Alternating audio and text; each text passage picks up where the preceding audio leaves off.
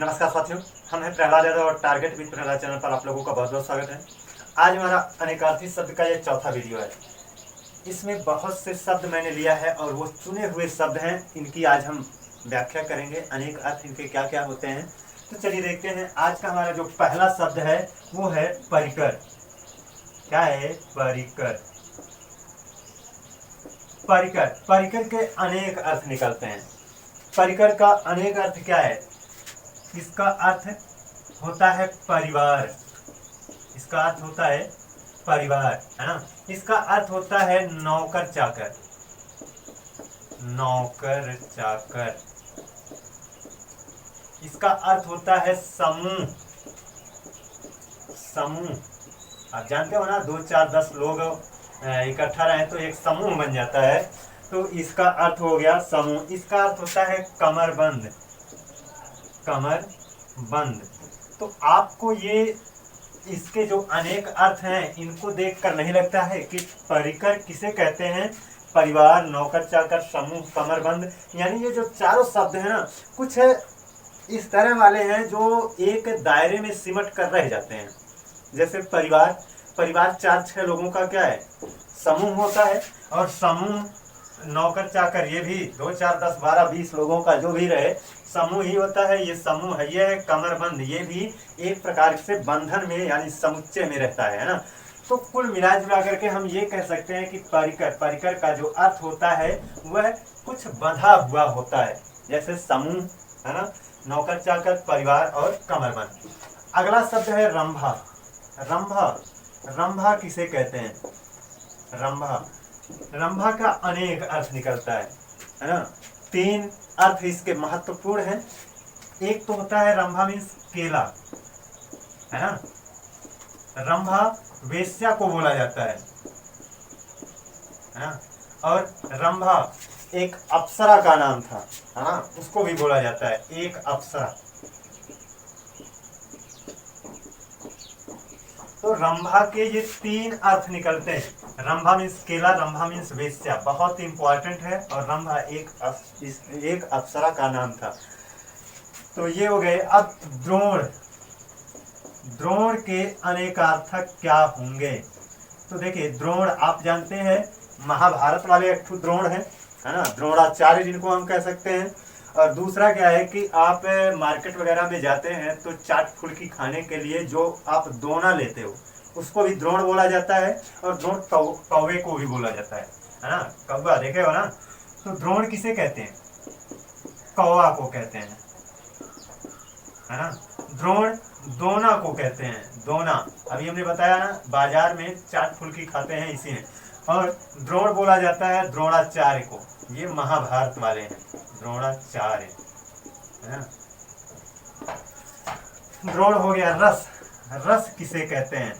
है ना। रस, देखो रस के तो बहुत अर्थ निकलते हैं और ये बहुत इंपॉर्टेंट है। रस किसे कहा जाता है? आप सब लोग जानते हो। रस मीन्स क्या? स्वाद मिलना, है ना। नहीं कहते हैं कोई रस नहीं मिला, मतलब स्वाद नहीं मिला। तो रस का मतलब होता है स्वाद, है ना। रस माने आनंद। आनंद भी तो कहते हैं। अरे रस नहीं मिला मतलब आनंद नहीं मिला, है ना। तो रस कहते हैं स्वाद को, रस कहते हैं आनंद को। रस आपका जल को भी बोला जाता है। और रस, रस और बोलते हैं सार को। रस बोलते हैं सार को। साथ ही साथ औषधि का अर्क जो होता है उसको भी रस बोला जाता है। सबसे ज्यादा इंपॉर्टेंट ये है औषधि का अर्क। अर्क जानते हो क्या होता है?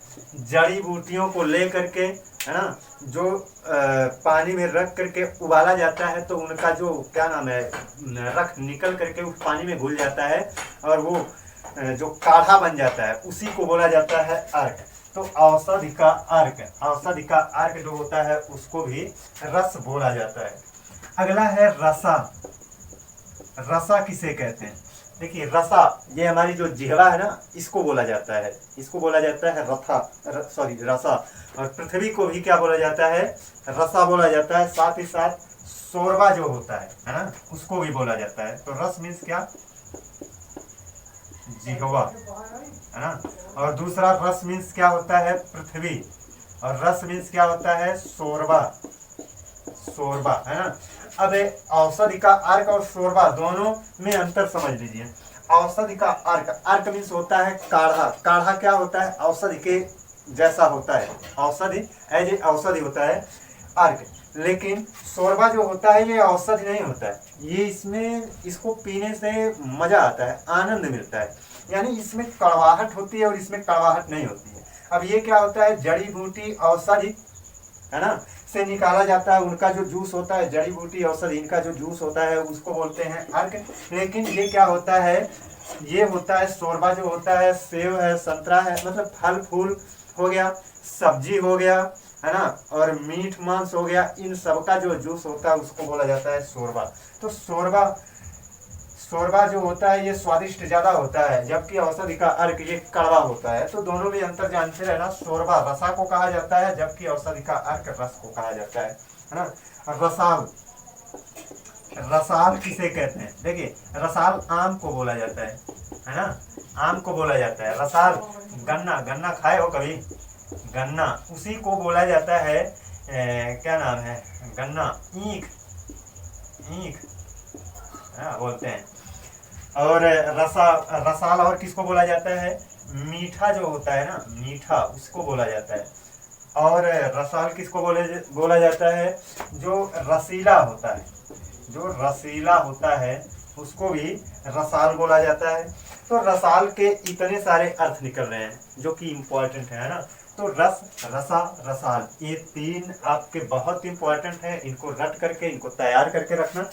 अब देखिए रसाल हो गया, मिहिर, मिहिर किसको बोला जाता है, मिहिर, मिहिर के भी अनेक अर्थ निकलते हैं, है ना। क्या इसका अनेक अर्थ है, मिहिर मीन्स होता है सूर्य, मिहिर मीन्स क्या होता है, सूर्य होता है। मिहिर मीन्स चंद्रमा, है ना। मिहिर वायु को बोला जाता है, इसको वायु को बोला जाता है, मिहिर बादल को बोला जाता है ना। तो आपको नहीं दिख रहा है कि ये मिहिर जो है ये आसमान में तैरने वाले लोगों को लेकर के निकाला जा रहा है। आसमान में ही सूर्य है, आसमान में ही चंद्रमा है, आसमान में ही वायु भी तैरती रहती है, बादल भी है। तो कहने का मतलब है ये कि मिहिर का अभिप्राय आप इसी से निकालने का प्रयास करिए। देखिए ये हमारा अपना एक हिंट टाइप का होता है ताकि चीज़ों को आप अपने दिमाग में सेट करने का प्रयास कर सको। मैं तो केवल मिहिर का ध्यान आता है तो मैं बस इतना ही ध्यान में रखता हूँ कि आकाश में तैरने वाली चीज़ों को, सूर्य है, चंद्रमा, तैरने का मतलब आकाश से ही है ना। सूर्य, चंद्रमा, वायु, बादल निकल जाता है मेरा।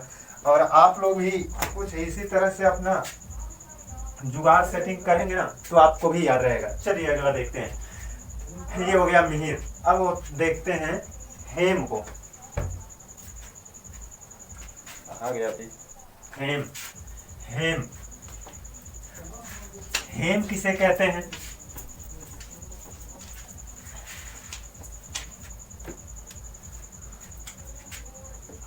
हेम, हेम बोला जाता है बादामी रंग के घोड़े को।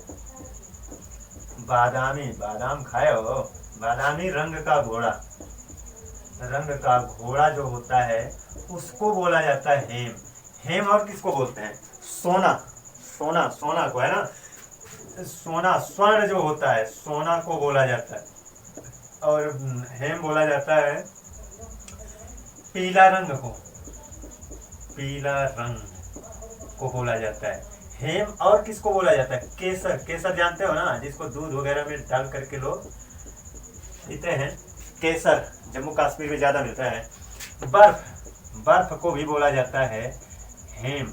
तो हेम के इतने सारे अर्थ निकलते हैं जो कि एग्जाम में बहुत बार पूछा गया है। हेम का अनेकार्थी, है ना, यहाँ से बहुत सारे क्वेश्चन आपके एग्जाम में आए हैं। तो याद रखना हेम किसको कहते हैं, बादामी रंग के घोड़े को कहते हैं, पीला कलर को कहते हैं।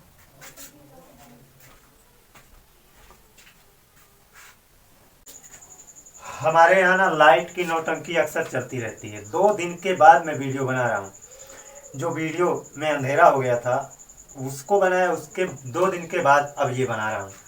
तो बहुत ज़्यादा नौटंकी होती है यहाँ पर, है ना, अक्सर कुछ ना कुछ बिगड़ता रहता है। चलिए देखते हैं हेम। हेम किसको कहा जाता है, बादामी रंग के घोड़े को कहा जाता है, सोना को, पीला रंग को, केसर को, बर्फ को, इनको कहा जाता है।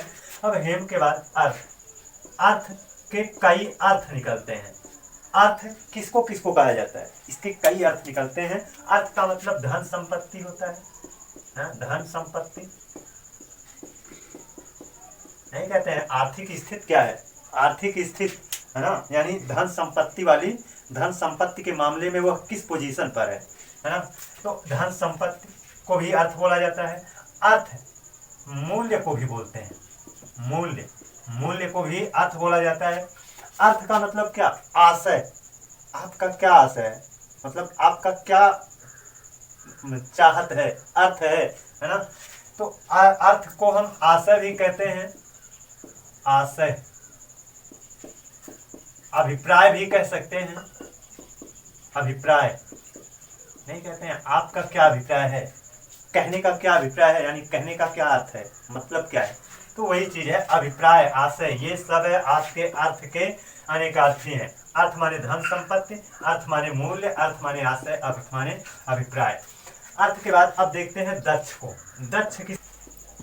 दक्ष के अनेक अर्थ निकलते हैं। दक्ष का अर्थ क्या होता है, तो देखिए दक्ष मीन्स होता है कुशल होना। नहीं कहा जाता है कोई व्यक्ति है किसी कार्य में बहुत पारंगत है, निपुण है, तो उसको कहते हैं कुशल है ना, यानी कुशल को बोला जाता है, कुशलता, कुशल है ना, कुशल, किसी कार्य में कुशल होना मतलब दक्ष कहलाता है। निपुणता प्राप्त करना दक्ष कहलाता है, पारंगत होना दक्ष कहलाता है। दक्ष, दक्ष आप चतुर को भी कहते हैं, कहोगे है ना, चतुर को भी दक्ष कहा जाता है, चतुर। दक्ष ब्रह्मा के पुत्र, ब्रह्मा के पुत्र कौन थे, प्रजापति है ना, प्रजापति, ब्रह्मा के पुत्र को कहा जाता है, यानी प्रजापति को कहा जाता है। अलग अलग लिख लो, या ब्रह्मा के पुत्र प्रजापति को कहा जाता है, दोनों मिला करके एक ही कर लो है ना। तो दक्ष के ये तीन अर्थ निकलते हैं। दक्ष माने कुशल होना, चतुर होना है ना, या फिर ब्रह्मा के पुत्र प्रजापति को भी क्या बोला जाता है, दक्ष बोला जाता है। दक्ष हो गया। तम, तम किसको कहते हैं, तम, तम माने होता है अंधकार, तम मीन्स अंधकार होता है ना, तम मीन्स अंधकार, अंधेरा। और तम मीन्स क्या होता है, तम मीन्स होता है पाप, तम मीन्स क्या होता है, नरक होता है ना। तम मीन्स कालिक भी होता है, कालिक। तम का मतलब क्या है, खराब चीज होते हैं, जैसे अंधकार हो गया, पाप हो गया, कालिक हो गया है ना, अज्ञान हो गया, नरक हो गया, अज्ञान को भी कहते हैं, अज्ञान जो है उसको भी तम बोला जाता है। तो तम के कई सारे अर्थ निकलते हैं। तम का अर्थ है अंधकार होना, पाप, नरक, कालिक, अज्ञान है ना। और अब इसके बाद है माधव। माधव किसको बोला जाता है, तो माधव आप जानते हो कृष्ण जी को बोला जाता है। साथ ही साथ विष्णु जी को भी है ना माधव बोला जाता है। माधव बसंत ऋतु को भी बोलते हैं, किसे, बसंत ऋतु, बसंत ऋतु को भी माधव बोला जाता है। साथ ही साथ बैसाख, बैसाख माह को भी, बैसाख माह को भी माधव बोला जाता है। तो माधव के ये 4-5 अर्थ निकलते हैं। माधव कृष्ण को भी बोला जाता है, विष्णु को, बसंत ऋतु, बैसाख माह को भी माधव बोलते हैं। माधव हो गया। सूर, सूर किसको बोलते हैं, सूर बोलते हैं जो वीर होता है, जो वीर होता है उसको बोला जाता है। जो योद्धा होता है, योद्धा उसको भी बोला जाता है ना, योद्धा, सूरवीर, योद्धा, सूरवीर, योद्धा, तीनों मिला करके भी तो आप इस्तेमाल करते हो, सूरवीर, योद्धा है ना। तो सूर को वीर कहा जाता है, योद्धा कहा जाता है। सूर उनको क्या नाम है, विष्णु जी को भी बोला जाता है, और सूर सिंह को भी बोलते हैं है ना, सूर सिंह को भी बोला जाता है। अगला है पिंजर, अगला है पिंजर। पिंजर किसको बोलते हैं, पिंजरा को बोलते हैं, पिंजरा को बोला जाता है पिंजर। पिंजर अस्थि पंजर को भी कहते हैं, अस्थि, अस्थि, अस्थि पंजर है ना। अस्थि पंजर क्या होता है, मानव कंकाल देखे हो ना, मानव कंकाल में जो शरीर में जो हड्डियां होती हैं, ठठरी जिसको कहते हो, उसको बोला जाता है अस्थि पंजर। साथ ही साथ सोना को भी, है ना, पिंजर, सोना को भी बोला जाता है। और पीला जो रंग होता है, पीला रंग जो होता है उसको भी पिंजर बोला जाता है। ये दरदुर, दरदुर किसको बोला जाता है? दरदुर मेढक को बोलते हैं और बादल को बोलते हैं। बादल, बादल को और मेढक को बोला जाता है। तो ये कुछ महत्वपूर्ण शब्द थे, इनकी व्याख्या हमने कर दी है। इनके अनेक अर्थ क्या होते हैं, इनको आप भी अपने माध्यम से रटने का, तैयार करने का प्रयास करना।